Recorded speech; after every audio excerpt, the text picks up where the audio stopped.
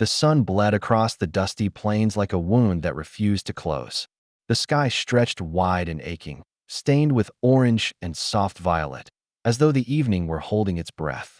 Elias Mercer rode along the ridge in silence, the creak of saddle leather and the slow clop of his horse the only sounds brave enough to disturb the fading light. He carried that quiet sadness the way some carry their name, always present, even when unspoken. In that hour between day and night, he often felt like a ghost riding through his own life, watching memories flicker like lanterns in the dark. He used to believe he'd have a family. He used to imagine laughter spilling out of a warm home and someone waiting for him at the door.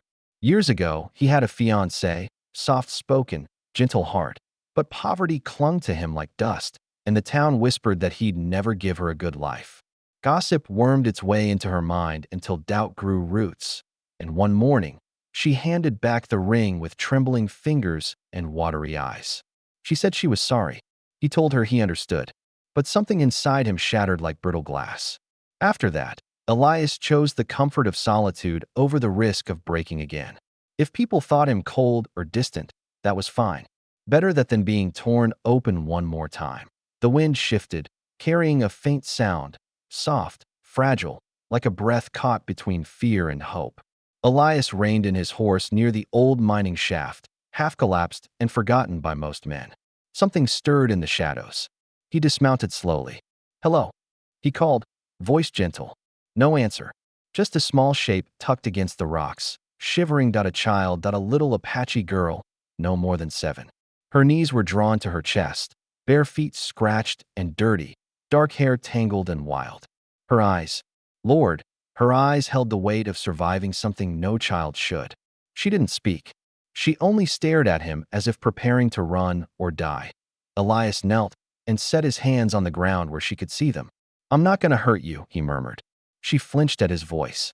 He noticed bruising on her arm, dried blood near her temple. Someone had chased this child, or worse. He could already hear the town's judgment screaming in his head. "Leave her. She's not your problem. Stay out of it." But something deeper than fear guided him. Kindness was the only compass he'd ever trusted. He took off his coat and placed it around her shoulders. She froze. Let him. That was enough. The next morning, he brought her into town for supplies. The girl stayed close to his leg, silent as a shadow. Inside the general store, Clara Whitlock's eyes widened like she'd seen a scandal served on a silver platter. "Elias, why on earth are you traveling with an Apache child?" He didn't answer right away, grabbing flour and beans. Found her. She was alone. Clara leaned over the counter like a vulture. Alone?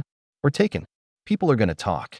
By the time he stepped outside, the whispers had already spread like wildfire. Maybe he stole her. Maybe he's hiding something shameful. He's always been quiet. You never know about quiet men. Elias felt heat rise in his chest. Not anger, something deeper. The girl clung to his sleeve. He guided her toward his horse and lifted her gently. Her tiny fingers clutched his shirt, and something inside him softened. Let them talk, he thought. I won't abandon her. Sheriff Jeremiah Cole found him outside the saloon. Elias, he said carefully, you know folks around here don't take kindly to situations like this. I didn't ask their permission, Elias replied. They'll come knocking on your door. You'll draw trouble. Elias looked back at the girl. So be it. For weeks, he took care of her like she was made of fragile porcelain. She still didn't speak much, but she watched everything, where he stored food, how he fixed fences, how he whispered to calm a skittish horse. One evening, he found her studying the boots he'd bought her. She slid them on and stood straighter, like the weight of the world got a little lighter. He taught her to feed the horses, how to brush their manes. She never smiled, but her eyes softened. At night they sat by the fire. He cooked beans over low flame while she held her knees to her chest and watched the sparks rise to meet the stars. Sometimes, when she thought he wasn't looking, she'd draw shapes in the dirt, circles, lines, symbols. Apache symbols. Pieces of her that she wasn't ready to speak aloud. The town didn't like what they saw. Some folks refused to trade with him. Men at the saloon muttered he'd lost his mind. His own ranch hands made jokes, ugly ones, about raising a savage. The words landed like stones in his chest. Shame tried to creep in, cold and familiar. But when he saw the little girl's bare feet running through the pasture, hair flying in the wind. He stood taller. She was safer here. That was worth everything. One evening, as the sky turned lavender, she tugged at his sleeve. Hungry? He asked. She shook her head, pointed at herself, then at the ground. Tala, she whispered. Her name. He felt his throat tighten. Tala, he repeated softly. She nodded. The next day, she spoke again. Water. Then, later, thank you. Small words, but they cracked something open between them. She followed him as he worked, humming under her breath. At night, she rested her head against his arm and fell asleep. The first time she did it, Elias sat very still, afraid to move, afraid to breathe. Tears burned behind his eyes. No one had trusted him like this in years. One morning, as sun spilled over the horizon, she looked at him and whispered, safe. It was the first time he'd ever felt the word in his bones. Still, questions haunted him. Where had she come from? Why had she been alone? He remembered once, long ago, seeing a white man holding hands with an Apache woman near the river. The town scorned them. He wondered what became of them. Something in Tala's eyes felt connected to that memory, to pain buried beneath silence. Some nights, he lay awake listening to the wind scrape against the window. Was someone searching for her? Or was she running from them? He didn't know, but he was willing to protect her. Whatever came, he would not let this child be broken any further. Then, one night, just as twilight faded into darkness, he heard footsteps outside. Soft, determined. Elias stepped onto the porch, hand resting on the doorframe. The lantern light spilled across the yard. A woman stood there. Her hair was long and braided, dark as midnight. Moonlight kissed the copper tones of her skin. Her posture was proud, yet trembling. Her eyes, sharp, searching, were rimmed with tears. She looked like someone shaped by storm and fire. Beautiful in a way that silenced the world. Elias' breath caught. Behind him, the door creaked. Tala peeked out, saw the woman, and gasped. Mama. The woman's lips parted, voice breaking like dawn over frozen ground. My daughter. Elias froze. Heart thundered. Everything he thought he understood shattered in one breath. Tala ran before anyone could breathe, her small feet pounding across the dirt as though every heartbeat pulled her forward. The woman, tall, fierce, trembling, dropped to her knees and opened her arms. Tala collided with her, burying her face into the woman's chest with a sob that sounded like years of silence breaking. Elias stood frozen on the porch, watching something sacred unfold beneath the moon. The woman held Tala like she'd found life again. Her hands shook as she stroked the child's hair. Her face, though weary, was breathtaking. Cheekbones carved like river stone, eyes deep as midnight, beauty shaped by hardship, not vanity. But beneath the strength, Elias saw sorrow wrapped around her like a second skin. She looked up at him, voice low.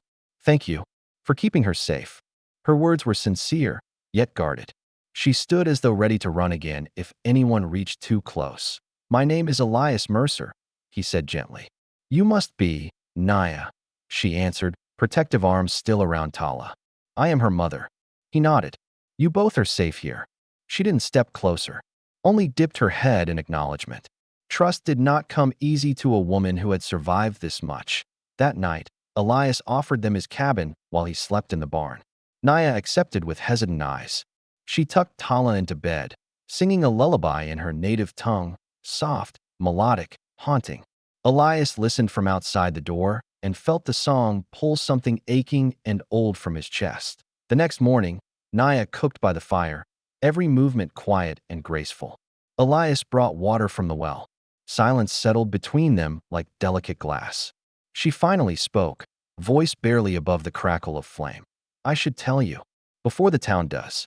He remained still, giving her space. I married a white man, she said, eyes locked on the fire. Marcus Hale. The name tasted like ash. My tribe did not trust him, but I believed he loved me. She laughed bitterly. Because I wanted to believe. He said nothing. She continued. The towns hated me for being Apache. He told me to ignore them. He said he would protect me. Her hands tightened. He used my people's trust, traded secrets, took what he could, then left during a raid. Left her pregnant, alone, hunted by both sides of a world that wouldn't make room for her. I thought he died, she whispered, or found another woman. I raised Tala in the shadows. When danger came again, I told her to run if I didn't return. Her voice trembled. She did. And I searched until I had no strength. Elias felt something burn in his chest. Not pity. Respect. This woman had held herself together with nothing but will. But the town didn't see strength by midday. Clara Whitlock's words had flown like crows on the wind. The rancher is living with 2 Apache females. By evening, the gossip grew teeth. He's hiding a wild woman out there. It ain't right. Probably sinful. Elias felt every stare as he walked through town. Old wounds reopened. People he once called neighbors looked through him like he'd vanished from their world. Naya noticed too. "We are bringing you trouble," she said quietly. He shook his head. "You didn't bring it. They did." Still, she kept her distance. She rebuilt his fire pit with perfect precision. She fixed his saddle better than he ever could. Her skills spoke of survival, not comfort. Elias found himself watching her, not for beauty, but for strength carved from storm. He admired the way she carried the weight of her pain, but didn't let it crush her. He didn't ask for her story again.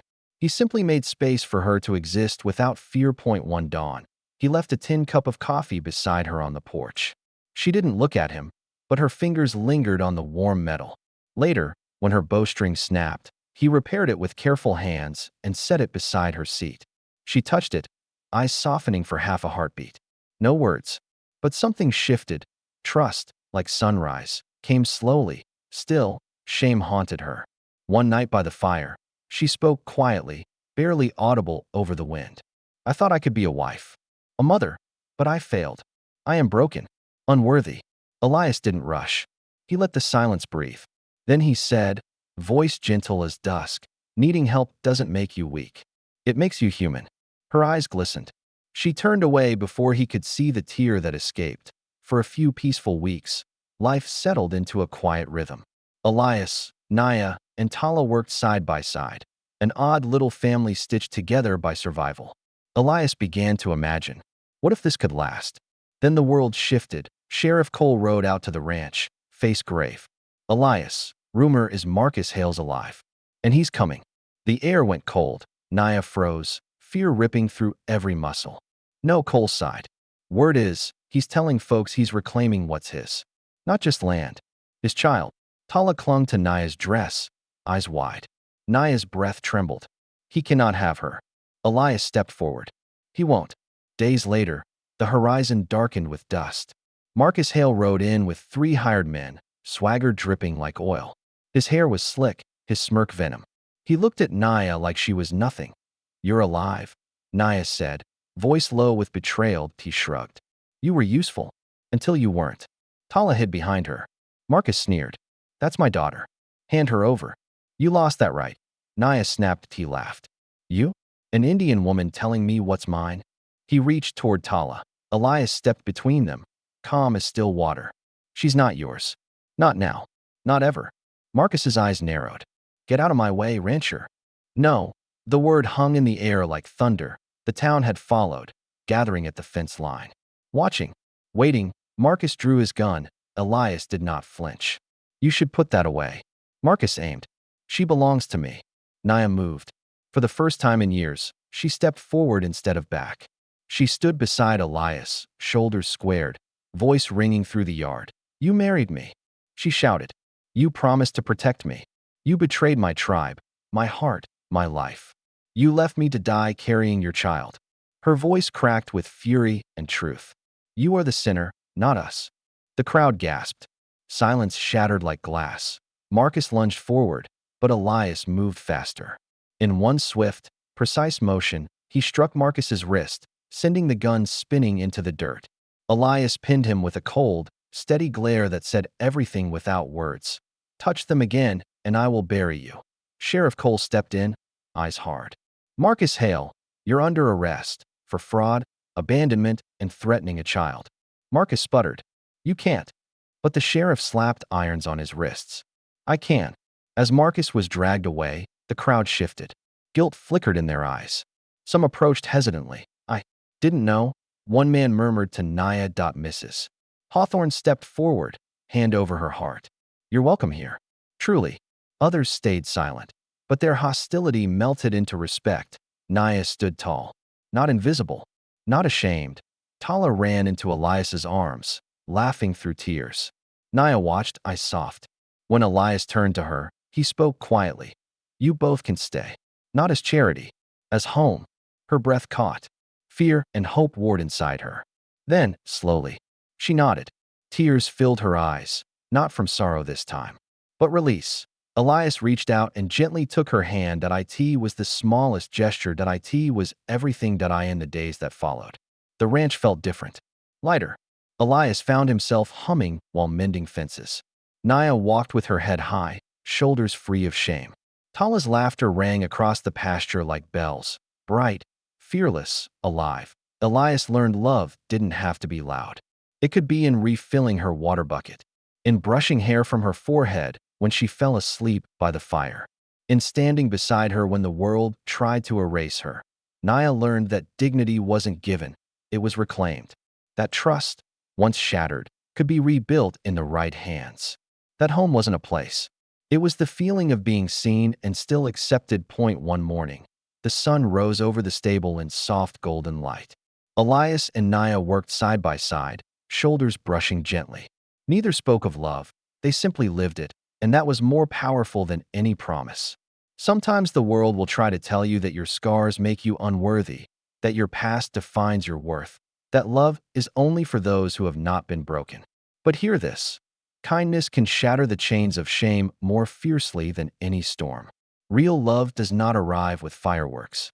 It grows in quiet moments, in shared burdens, in the gentle courage to stay. We are not saved by grand gestures, only by the small acts of grace that remind us we belong. And no matter how lost we become, there is always a dawn waiting beyond the darkness, and someone, somewhere, willing to walk toward it with us. End of story.